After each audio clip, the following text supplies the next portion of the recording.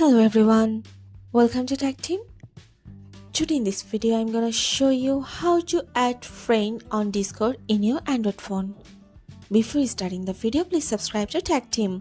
So let's get started. For this, you have to open your Discord app.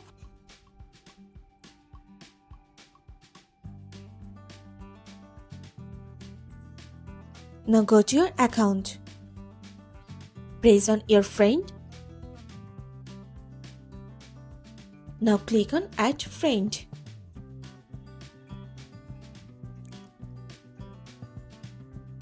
From here, you have to search your friend by their username.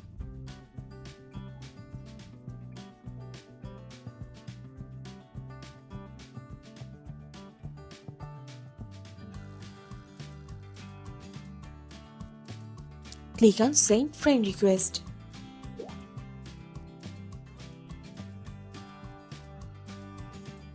That's it. So this is how to add friend on Discord in your Android phone. So guys, that's it. You can do this. I think this video is very helpful to you. If it was, then give a thumbs up and hit the subscribe button. And thanks for watching.